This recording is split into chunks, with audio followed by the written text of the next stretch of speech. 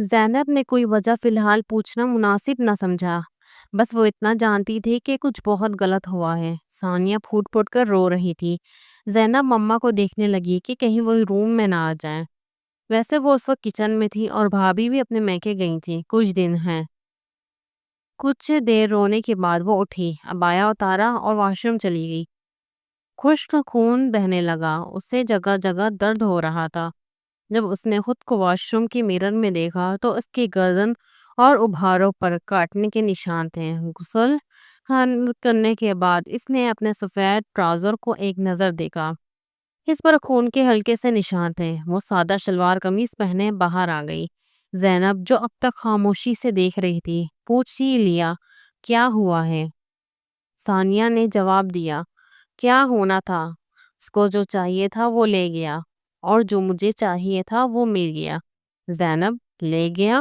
مل گیا؟ کیا مطلب؟ ثانیہ، اس نے میرے ساتھ سیکس کیا۔ وہ بس میرا جسم لینے آیا تھا، جو وہ لے گیا۔ زینب آہستہ آواز میں پوچھنے لگی، اور تمہیں کیا ملا؟ ثانیہ، سبق، نصیحت، کہ آئندہ اعتبار نہ کروں کسی پر۔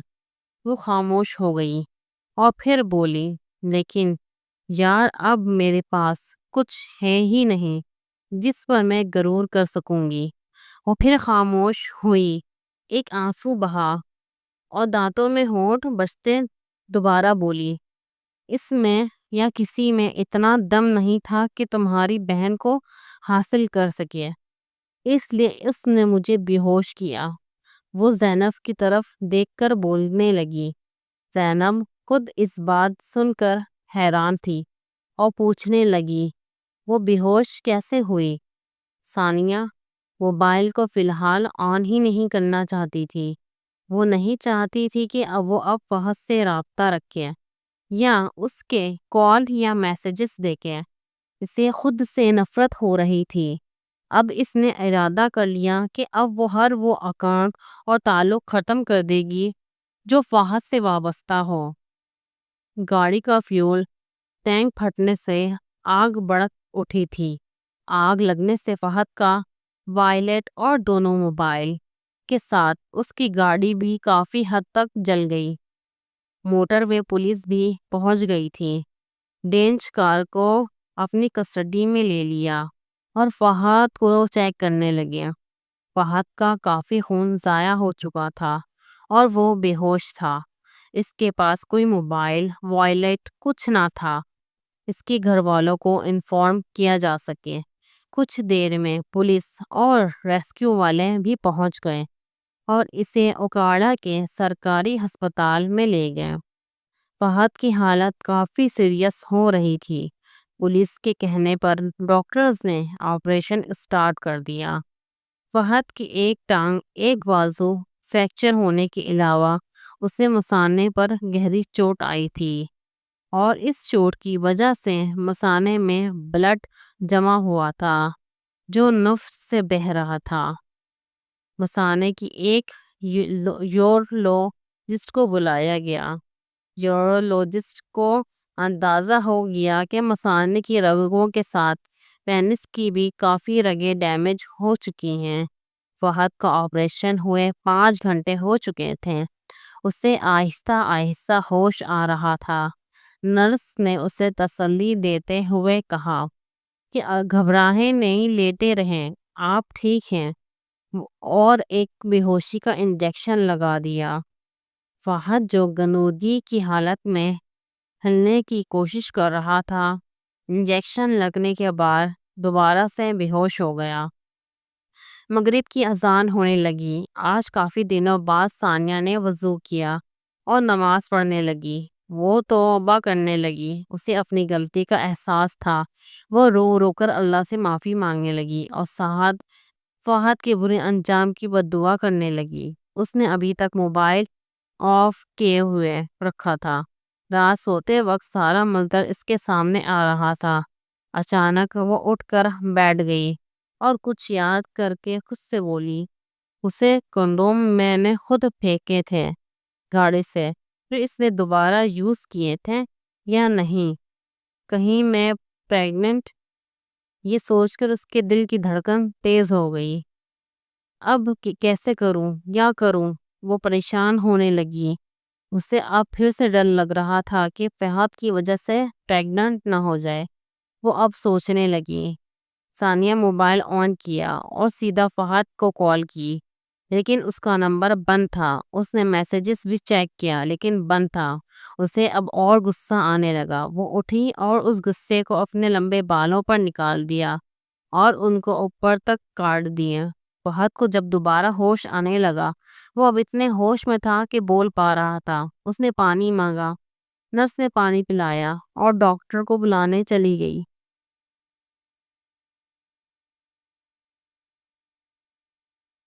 فہد نے اپنی حالت کو دیکھنے لگا۔ وہ بس ایک ہوا میں تھا بغیر شلوار کے۔ اس نے دیکھا نفس پر ایک بھاری پٹی ہے اور ایک پیشاب کی ٹیوب لگی ہے۔ وہ اس کا ایک کندھا اور ایک ٹانگ پوری ران سے پاؤں تک پلستر میں تھے۔ دوسری ٹانگ پر وہی بینڈیج کی ہوئی تھی۔ دوسرے ہاتھ میں ایک ڈرپ لگی ہوئی تھی۔ اسے سر پر ہلکی پٹی کا احساس ہوا۔ وہ بس دعا کر رہا تھا کہ کوئی زیادہ مسئلہ نہ ہوا ہو۔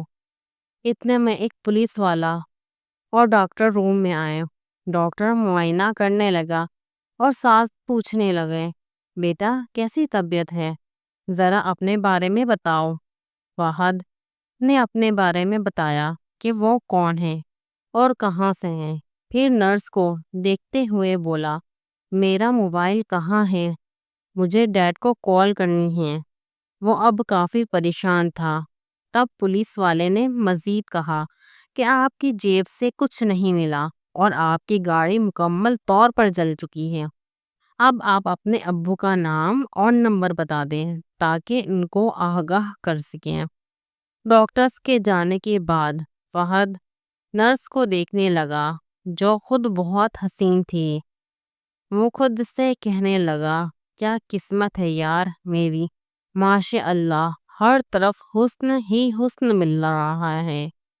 جاتے وقت تک اس سے دوستی تو کر ہی لوں گا۔ پھر وہ نرس سے مخاطب ہوا، آئینہ ہے؟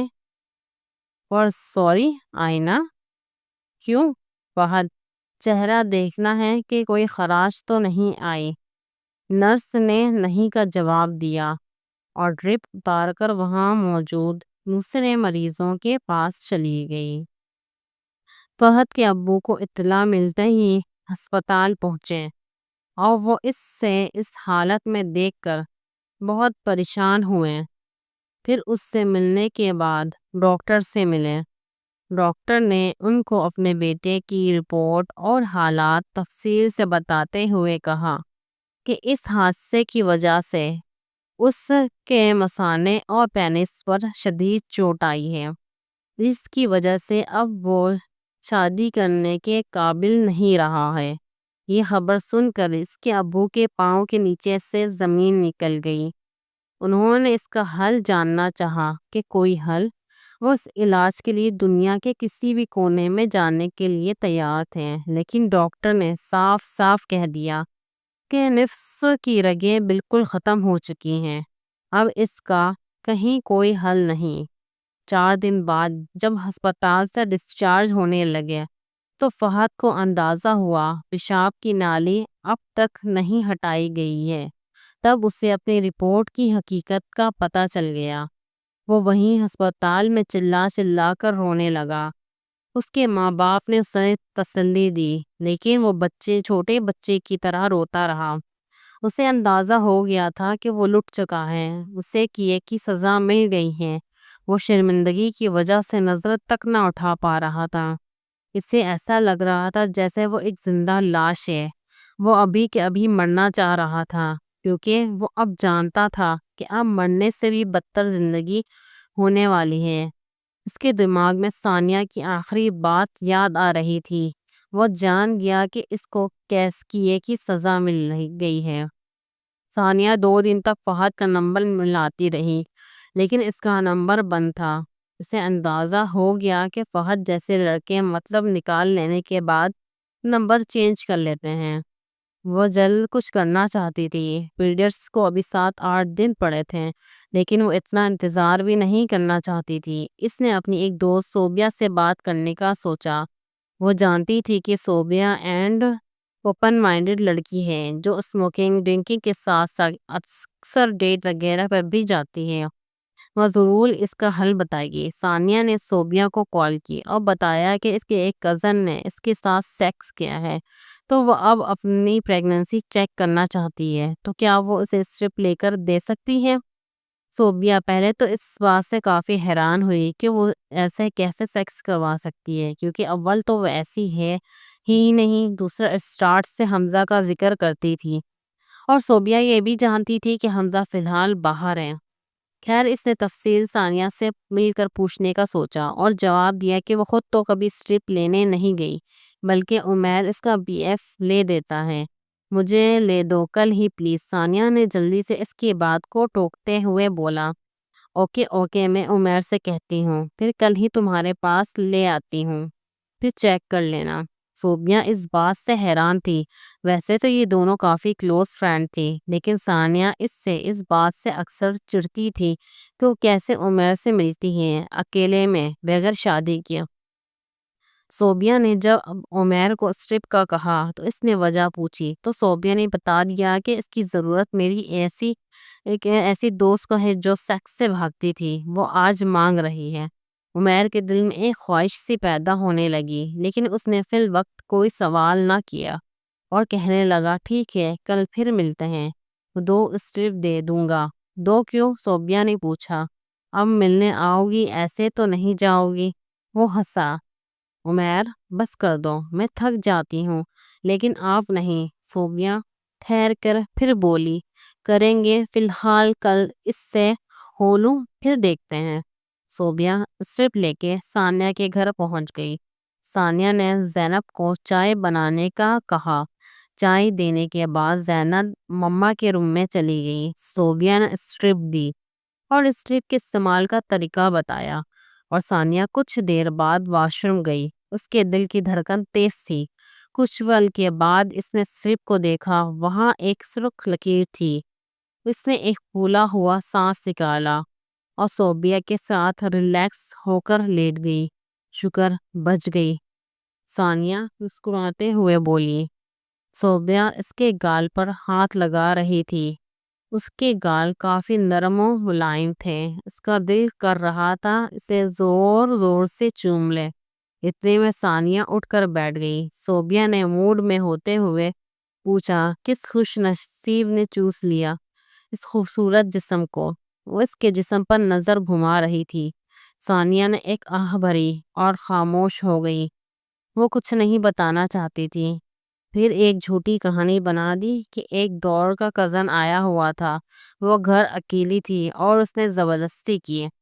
صوبیہ مسکرائی اور بولی، یہ کزن بھی عجیب ہوتے ہیں، مفت میں مزے لے لیتے ہیں۔ 2 ہفتے گزر گئے، لیکن فہد کا نمبر اب تک بند تھا۔ ثانیہ اس تجسس میں ملا لیتی کہ بند کیوں ہے۔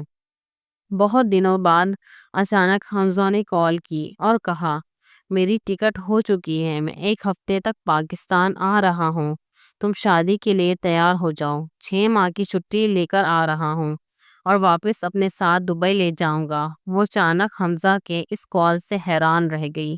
اس نے اب اپنی سم بدلنے کا ارادہ کیا۔ وہ نہیں چاہتی تھی کہ فہد اب کبھی اس سے رابطہ کرے۔ وہ حمزہ کے واپس آنے پر اب اتنا خاص خوش نہ تھی، لیکن اسے لگا شاید حمزہ کے سامنے ہونے پر وہ فہد اور اس واقعے کو بھول سکے گی، اور شاید حمزہ کے ساتھ ویسے ہو جائے گی جیسے پہلے تھی۔ حمزہ کے ابو نے حمزہ کے کہنے پر ثانیہ کے گھر والوں سے 3 ماہ کی ڈیٹ دے دی۔ دن رات کے بعد 2:30 بج رہے تھے کہ ثانیہ کے گھر پر دستک ہوئی۔ اتفاق سے ثانیہ کے ابو گھر پر تھے۔ وہ دروازے پر پہنچے اور پوچھا، کون؟ جواب ملنے اور آواز پہچاننے کے بعد دروازہ کھلا تو سامنے حمزہ تھا۔ وہ یوں اچانک حمزہ کو سامنے دیکھ کر حیران رہ گئے۔ حمزہ کو سرپرائز دینے کی بھی عادت تھی۔ اس نے سب کو 1 ہفتے کا کہا، جبکہ اس کی فلائٹ دوسرے دن تھی۔ وہ ویسے تو ثانیہ سے دور رہتا تھا اور لڑکیوں میں لگا رہتا تھا، لیکن اسے ثانیہ پر ٹرسٹ تھا اور اس ٹرسٹ کی وجہ سے اسے پسند کرتا۔ اسے پتا تھا کہ وہ کہیں بھی منہ مار لے، اسے اس جیسی لڑکی نہیں ملنی۔ ثانیہ کے ابو اور امی سے ملنے کے بعد حمزہ ثانیہ کے روم میں گیا۔ روم میں ایک 0 وولٹ بلب جل رہا تھا۔ حمزہ نے روم کی لائٹ آن کی اور ایک پلاسٹک سے چیئر لے کر ثانیہ کے بیڈ کے پاس بیٹھ گیا۔ ثانیہ پنک کلر کے نائٹ ڈریس میں الٹی سو رہی تھی، اس کا چہرہ دوسری طرف تھا۔ اس کا خوبصورت جسم دیکھ کر حمزہ کا دل سے چھونے کا کر رہا تھا، لیکن وہ ثانیہ کی عادت سے واقف تھا۔ وہ ابھی اس کو جگانے کا سوچ ہی رہا تھا کہ زینب، جو حمزہ کی بیک سائڈ پر لیٹی ہوئی تھی، کی آنکھ کھلی۔ اس نے جب ثانیہ کے بیڈ کے قریب کسی کو دیکھا تو چلا اٹھی، بھوت، چور، چور، پاپا، مما سی۔ اچانک ڈر گیا اور ہم مڑ کر زینب کو دیکھنے لگا، جو اب آنکھیں بند کیے چلائی جا رہی تھی۔ ثانیہ کے پاپا مما ان کے روم کے باہر ہی تھے۔ آواز سن کر فوراً اندر آ گئے اور بولے، کیا مصیبت ہے؟ دیکھ نہیں سکتی کہ کون ہے؟ تمہارے حمزہ بھائی ہیں۔ حمزہ نے واپس مڑ کر دیکھا تو اٹھ چکی تھی اور گھور کر حمزہ کو دیکھ رہی تھی۔ تم کب آئے؟ وہ جلدی سے بال سیٹ کرتی بولی۔ زینب نے سلام کیا اور بولی، سوری حمزہ بھائی، ڈر گئی تھی۔ کیوں؟ میں بھوت جیسا لگتا ہوں؟ ہینڈسم نہیں ہوں؟ پھر وہ ثانیہ کی طرف دیکھنے لگا اور بولا، نیند میں پیاری لگ رہی تھی۔ پھر زینب سے بولنے لگا، تم مجھ سے ڈر گئی اور اس خوفناک کانٹوں سے نہیں ڈرتی؟ اس کی بات سے سب ہنسنے لگے۔ ثانیہ شرمندہ ہوتے ہوئے بولی، تم نے کب کراٹے میرے سنے؟ حمزہ پیار سے بولا، اکثر خیالوں میں۔ پھر حمزہ ثانیہ کی آنکھوں میں دیکھنے لگا۔ حمزہ کافی ہینڈسم لگ رہا تھا، لیکن نہ جانے کیوں حمزہ اس کے سامنے تھا پر اس کا دل مطمئن نہ تھا۔ شادی کی تیاری کا سلسلہ اگلے کچھ ہی دنوں میں شروع ہو گیا۔ ثانیہ نے بھی نمبر بدل لیا کہ کہیں فہد اب رابطہ نہ کرے، اور ویسے بھی وہ شادی کے بعد حمزہ کے ہمراہ باہر جانے والی تھی۔ ثانیہ کی بھابھی کو بھی وقار نے ان کے ساتھ آنے کو کہہ دیا۔ دوستوں اور رشتہ داروں کی دعوتوں اور ملاقاتوں کے بعد وہ کچھ وقت اپنی شاپنگ اور کچھ وقت ثانیہ کے گھر دے دیتا۔ ویسے بھی حمزہ لوگوں کا گھر بھی ان کے گھر سے کچھ ہی فاصلے پر تھا۔ ایک بار وہ صبح سویرے ناشتہ کے ارادے سے ثانیہ کے گھر آیا اور ثانیہ کو خود ناشتہ بنانے کا کہا۔ اس میں کوئی شک نہ تھا، ثانیہ کے ہاتھ میں ٹیسٹ تھا۔ وہ حمزہ کی پسند کو ویسے ہی جانتی تھی۔ وہ ناشتے میں مصروف ہو گئی اور حمزہ باہر ہال میں بیٹھ گیا۔ زینب کمروں میں جھاڑ پوچھ کرنے کے بعد صحن میں جھاڑو لگانے لگی، جو اس کا روز کا معمول تھا۔ وہ روز کی طرح جھک کر جھاڑو دے رہی تھی۔ اس کے گلے میں دوپٹہ نہ تھا، اور ویسے بھی ان کے گھر کم ہی مرد رہتے تھے، تو کام کرتے وقت وہ دوپٹہ کم استعمال کرتی تھی۔ حمزہ کی نظر اچانک زینب کی طرف پڑی۔ زینب نے نائٹ شرٹ ابھی تک پہنی ہوئی تھی، جس کا بڑا گلا تھا۔ وہ جیسے جھکی ہوئی تھی، اس کے ابھار پنک برا اسے صاف دکھ رہے تھے۔ حمزہ بغور اس کا جائزہ لینے لگا۔ اسے آج سے زینب کی جوانی کا اندازہ ہوا۔ اچانک زینب کی نظر حمزہ پر پڑی، جو اسے غور سے دیکھ رہا تھا۔ پہلے تو اس نے دھیان نہ دیا، لیکن جب اسے احساس ہوا کہ دوپٹہ اس کے گلے میں نہیں ہے، وہ فوراً سے اندر گئی اور دوپٹہ سے اپنے سینے کو ڈھانپا اور دوبارہ کام کرنے لگی۔ اب حمزہ جان بوجھ کر اس پر نظریں جمائے ہوئے تھا۔ زینب کن اکھیوں سے بار بار دیکھ رہی تھی کہ حمزہ اسے بغور دیکھ رہا ہے، جسے شرم سی آ رہی تھی۔ ایسا اس کے ساتھ پہلی بار ہوا تھا۔ وہ کام ختم کر کے اندر جانے لگی تو حمزہ نے آہستہ آواز سے کہا، پنک کلر پیارا ہے۔ زینب نے سن لیا تھا۔ وہ روم میں آئی اور بیٹھ گئی۔ اس کا جسم ٹھنڈا پڑ گیا۔ اسے بہت عجیب سا لگ رہا تھا۔ وہ دوبارہ حمزہ کے سامنے نہیں جانا چاہتی تھی۔ حمزہ کی جسم میں ایک لہر سی دوڑ گئی تھی۔ اسے اندازہ نہ تھا کہ زینب کی ایسی جوانی کا۔ ناشتہ کرنے کے بعد وہ وہیں چائے پینے اور سب سے گپ شپ کرنے بیٹھ گیا۔ وہاں ثانیہ کی بھابھی انم، زینب اور ثانیہ کی مما تھی۔ باتوں ہی باتوں میں حمزہ نے سب کے سامنے ثانیہ سے کہا، زینب ماشاء اللہ سے بڑی ہو گئی ہے۔ میں نے آج اسے غور سے دیکھا اور زینب کو دیکھنے لگا۔ زینب شرمساری سی ہونے لگی۔ اس نے حمزہ کو ایک نظر دیکھا جو ہاتھ میں کپ لیے اسے ابھی بھی غور سے دیکھ رہا تھا۔ اس پر ثانیہ نے فقرانہ انداز میں جواب دیا، آخر بہن کس کی ہے؟ حمزہ زینب کے جسم کو دیکھنے کے بعد اس کے ارد گرد رہنے لگا۔ اس نے سوچ لیا کہ ثانیہ تو ویسے ہی پڑی کیوں نہ ہو، وہ زینب کے جسم کا بھی مزہ لیتا جائے۔ اب وہ بس موقع کی تلاش میں تھا۔ ایک بار اس نے دیکھا ثانیہ اپنی کسی کسٹمر کا میک اپ کرنے میں مصروف ہے۔ پھر اس نے ایک جھلک زینب کو دیکھا جو اپنے روم میں سو رہی تھی۔ اس نے یہی موقع اچھا سمجھا۔ وہ اس روم میں آہستہ سے گیا اور زینب کو دیکھنے لگا۔ حمزہ کی جسم میں آگ سی لگنے لگی۔ وہ جیسے ہی زینب کے بیڈ کے قریب آیا، زینب جاگ گئی۔ اسے محسوس ہو گیا کہ کوئی اس کے قریب ہے، لیکن اس نے ڈر کے مارے آنکھیں نہ کھولی۔ اسے اندازہ ہو گیا تھا کہ حمزہ روم میں ہے۔ حمزہ نے آہستہ سے زینب کے گال کو چوم لیا اور ایک ہاتھ سے اس کی کمر پہ لگاتا ہوا ہپ پر لے گیا اور دبانے لگا۔ وہ ساتھ ساتھ اندر زور دینے لگا۔ اس نے زینب کے ہاتھوں کو دیکھا جو زور سے مٹھی بند کیے ہوئے تھی۔ اسے اندازہ ہو گیا تھا کہ وہ جاگ رہی ہے۔ زینب کو جیسے جیسے وہ چھو رہا تھا اس کی دھڑکن تیز ہو رہی تھی۔ اس کی جسم میں عجیب سی فیلنگز آنے لگی۔ وہ اپنے کنٹرول کو کھو رہی تھی۔ حمزہ اس کے نرم جسم کو دباتا رہا، پھر اٹھا اور روم سے باہر چلا گیا۔ وہ نہیں چاہتا تھا کہ کوئی آ جائے، لیکن اسے اندازہ ہو چکا تھا کہ زینب اب راضی ہے۔ اسے بس اب اکیلے میں ملنا ہے۔ حمزہ کے جانے کے بعد زینب نے دیکھا اس کا جسم بھیگ چکا ہے۔ اس کو ڈر سا لگنے لگا کہ وہ کیوں نہ روک سکی۔ وہ اس کی بہن کا ہونے والا شوہر تھا ہے۔ وہ اسے خود بھائی سمجھتی ہے۔ اس کی آنکھوں میں اب آنسو آنے لگے۔ وہ تکیے میں منہ دے کر رونے لگی۔ اس نے اب سوچ لیا کہ وہ اب ہر وقت ثانیہ یا مما کے ساتھ رہے گی، اور حمزہ نے اگر اب کچھ کیا تو سب کو بتا دے گی۔ ایک دن ثانیہ نے حمزہ کو کال کی کہ وہ آج مما کے ساتھ مارکیٹ جا رہی ہے۔ اس کی اب یہ عادت تھی کہ ہر بات حمزہ سے پوچھ کر کرنے لگی۔ اسی عادت فہد نے ڈال دی تھی۔ حمزہ یہ بات سن کر خوش ہوا۔ کچھ وقت کے بعد وہ ثانیہ کے گھر پہنچ گیا۔ دروازہ حمزہ کی بہن انم نے کھولا۔ اس نے بتایا کہ ثانیہ نہیں ہے، تم دوسرے روم میں بیٹھ جاؤ۔ پانی وغیرہ پینے کے بعد اس نے یہیں آرام کرنے کا بہانہ کیا اور انم اپنے روم میں چلی گئی۔ حمزہ کچھ پل کے بعد اٹھا اور زینب کے روم کی طرف بڑھا۔ زینب بیٹھی اپنے نوٹس بنا رہی تھی۔ وہ اس کے روم میں گیا۔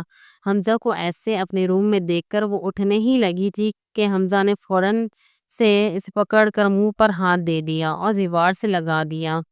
حمزہ کی باڈی اور طاقت کے سامنے وہ کچھ نہ تھی۔ وہ ہل نہ پا رہی تھی۔ حمزہ نے ایک ہاتھ بڑھا کر دروازے کو لاک کیا اور دوسرے ہاتھ سے اس کے منہ کو پکڑے رکھا۔ لاک لگانے کے بعد وہ اسے چومنے لگا۔